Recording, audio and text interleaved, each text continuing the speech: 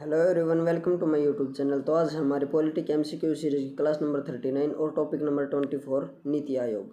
तो चलिए शुरू करते हैं। आज की क्लास का हमारा पहला क्वेश्चन है, योजना आयोग का नाम बदलकर नीति आयोग कब कर दिया गया?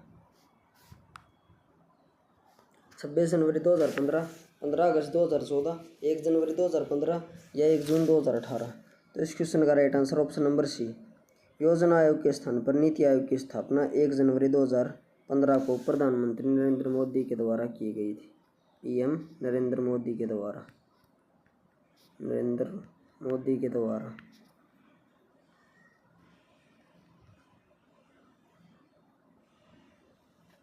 तो नीति आयोग की फुल फॉर्म है नेशनल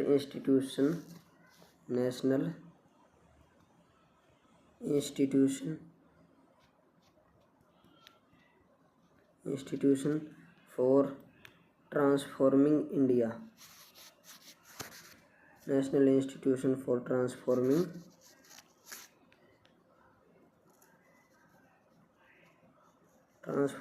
इंडिया,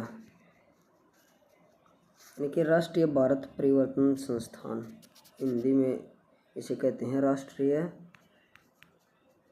भारत परिवर्तन संस्थान।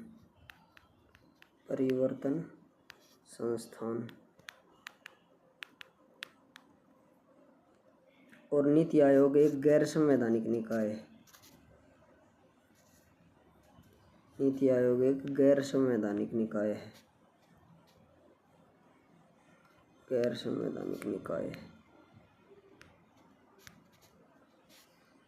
नेक्स्ट क्वेश्चन है, निम्नलिखित में से नीति आयोग का मुख्य कार्य क्या है? विभिन्न क्षेत्रों में संसाधनों का आवंटन करना, पंचवर्षीय योजना तैयार करना, सामाजिक आर्थिक मुद्दों पर सरकार को सलाह देना, या इनमें से कोई नहीं। तो इस क्वेश्चन का right answer option number C, सामाजिक आर्थिक मुद्दों पर सलाह देना नीति आयोग का मुख्य कार्य है। नेक्स्ट क्वेश्चन है, नीति आयोग में कितने सदस्य होते हैं? एक्स ऑफिशियो मेंबर्स, कितने यानी कि कितने पदेन सदस्य होते हैं? 2, 4, 5 या 7। तो इस क्वेश्चन का right answer option number B, 4। NITI आयोग में 4 एक्स ऑफिशियो मेंबर्स होते हैं। उसके बाद अगला क्वेश्चन है, नीति आयोग का मुख्यालय निम्नलिखित में से किस स्थान पर स्थित है? बेंगलोर, हैदराबाद, मुंबई या नई दिल्ली? तो इस क्वेश्चन का right answer option number D, NITI Aayog का मुख्यालय नई दिल्ली में स्थित है। अगला क्वेश्चन है, नीति आयोग का पदेन अध्यक्ष कौन होता है? भारत का प्रधानमंत्री, भारत के राष्ट्रपति, भारत के उपराष्ट्रपति या भारत के मुख्य न्यायाधीश? तो इस क्वेश्चन का राइट आंसर है ऑप्शन नंबर ए, भारत के प्रधानमंत्री नीति आयोग के पदेन अध्यक्ष होते हैं। प्रधानमंत्री के पद से संबंधित पद का प्रावधान संविधान के अनुच्छेद 75 में किया गया है। इसके अनुच्छेद 75 के अनुसार प्रधानमंत्री की नियुक्ति राष्ट्रपति के द्वारा की जाती है और राष्ट्रपति के पद के बारे में प्रावधान संविधान के अनुच्छेद 52 में दिया गया है। उपराष्ट्रपति के पद से संबंधित प्रावधान संविधान के अनुच्छेद 63 में दिया गया है। नेक्स्ट क्वेश्चन है, निम्नलिखित में से कौन नीति आयोग के मुख्य कार्यकारी अधिकारी यानी कि सीईओ की नियुक्ति करता है? भारत का राष्ट्रपति, भारत का प्रधानमंत्री, नीति आयोग की गवर्निंग काउंसिल या फिर भारत के मुख्य न्यायाधीश? तो इस क्वेश्चन का right answer option number B, Bharat के प्रधानमंत्री नीति आयोग के मुख्य कार्यकारी की अधिकारी की नियुक्ति करता है। अगला क्वेश्चन है, नीति आयोग गवर्निंग काउंसिल में कौन कौन शामिल है? प्रधानमंत्री और वित्त मंत्री तथा सभी राज्यों के मुख्यमंत्री, प्रधानमंत्री और सभी राज्यों के मुख्यमंत्री, प्रधानमंत्री, सभी राज्यों और केंद्र शासित प्रदेशों के मुख्यमंत्री, अन्य केंद्र शासित प्रदेशों के उपराज्यपाल और पदेन सदस्य, या ऑप्शन नंबर डी, प्रधानमंत्री, गृह मंत्री और कानून मंत्री? तो इस क्वेश्चन का right answer option number C, प्रधानमंत्री, सभी राज्यों और केंद्र शासित प्रदेशों के मुख्यमंत्री, अन्य केंद्र शासित प्रदेशों के उपराज्यपाल और पदेन सदस्य। अगला क्वेश्चन है, नीति आयोग के प्रथम उपाध्यक्ष कौन थे? अमित शाह, अरविंद पनगड़िया, सुमन बेरी या अरविंद वीरमानी? तो इस क्वेश्चन का right answer option number B, NITI Aayog के प्रथम उपाध्यक्ष अरविंद पनगड़िया थे। ऑप्शन नंबर बी इस क्वेश्चन का राइट आंसर है। अगला क्वेश्चन है, नीति आयोग के बारे में निम्नलिखित में से कौन सा कथन सही है? यह भारत सरकार के शीर्ष सार्वजनिक नीति थिंक टैंक के रूप में कार्य करता है। इसकी स्थापना यूपीए सरकार ने की थी। नीति आयोग वाणिज्य एवं उद्योग मंत्रालय के अंतर्गत आता है या national index for transforming India का संक्षिप्त रूप है? तो इस क्वेश्चन का राइट आंसर ऑप्शन नंबर ए। नीति आयोग के बारे में केवल ऑप्शन नंबर ए जो पहला कथन है वह सही है। यह भारत सरकार के शीर्ष सार्वजनिक नीति थिंक टैंक के रूप में कार्य करता है। बाकी ये तीनों कथन गलत हैं। अगला क्वेश्चन है, निम्नलिखित में से कौन नीति आयोग के उपाध्यक्ष की नियुक्ति करता है? भारत का राष्ट्रपति, मुख्य न्यायाधीश या भारत के प्रधानमंत्री या भारत के वित्त मंत्री? इस क्वेश्चन का right answer option number C, Bharat के प्रधानमंत्री के द्वारा नीति आयोग के उपाध्यक्ष की नियुक्ति की जाती है। नेक्स्ट क्वेश्चन है, निम्नलिखित में से किसने हाल ही में भारत का भूस्थानिक ऊर्जा मानचित्र यानी कि geospatial energy map of India launch किया है? नीति आयोग, इसरो, ए और बी दोनों या इनमें से कोई नहीं? तो इस क्वेश्चन का right answer option number C, A और बी। नीति आयोग और इसरो ने मिलकर भारत का geospatial energy map of India launch किया है। अगला क्वेश्चन है, नीति आयोग क्या है? संवैधानिक निकाय, कानूनी निकाय, कार्यकारी निकाय या अर्ध न्यायिक निकाय? तो इस क्वेश्चन का राइट आंसर है ऑप्शन नंबर सी, नीति आयोग एक कार्यकारी यानी कि एग्जीक्यूटिव बॉडी है। नेक्स्ट क्वेश्चन है, निम्नलिखित में से कौन नीति आयोग द्वारा परिकल्पित प्रभावी शासन के 7 स्तंभों में से एक नहीं है?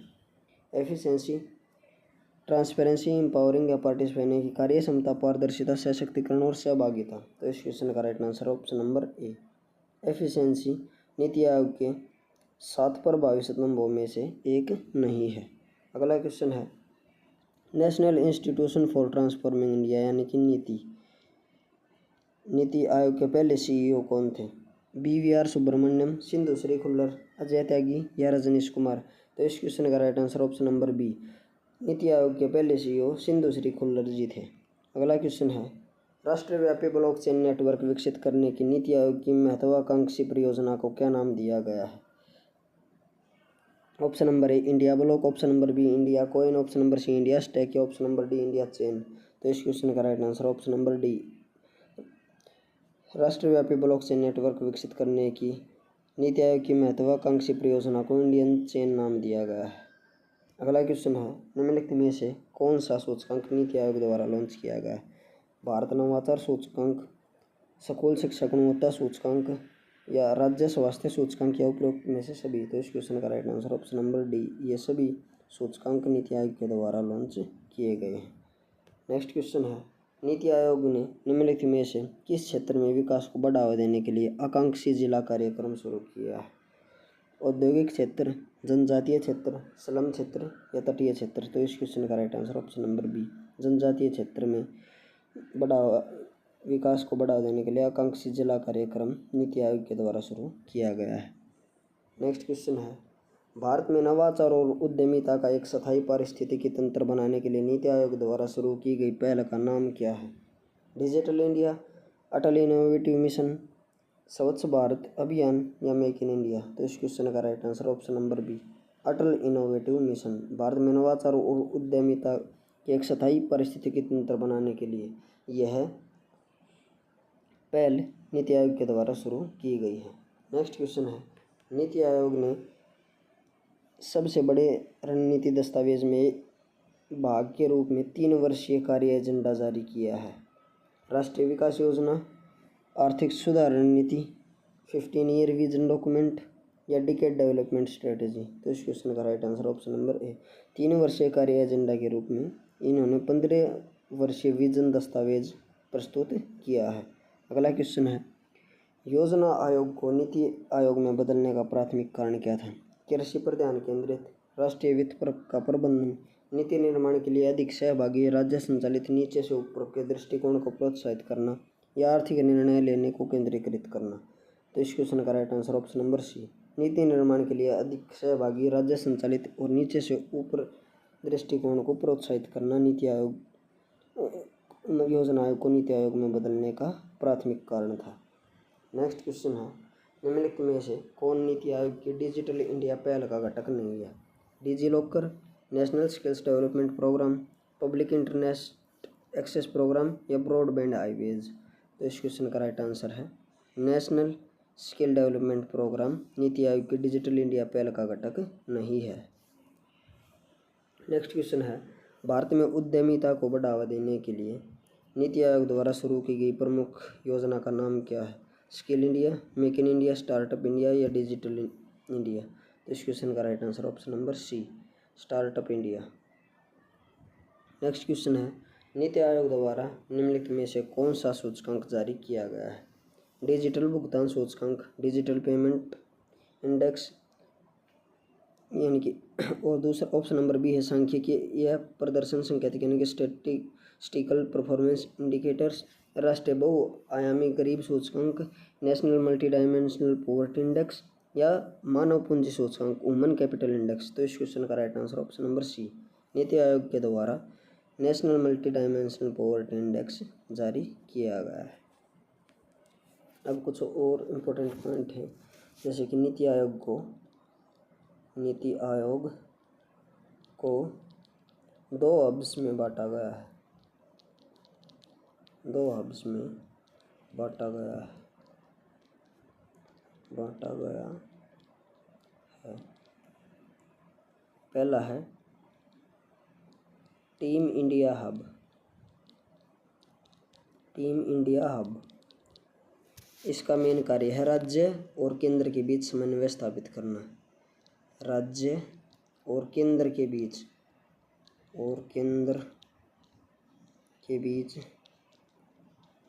राज्यों और केंद्र के बीच समन्वय स्थापित करना। और दूसरा है नॉलेज एंड इनोवेशन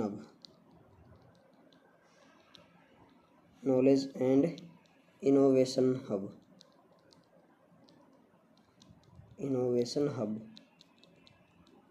इसका कार्य है नीति आयोग को और बेहतर बनाना।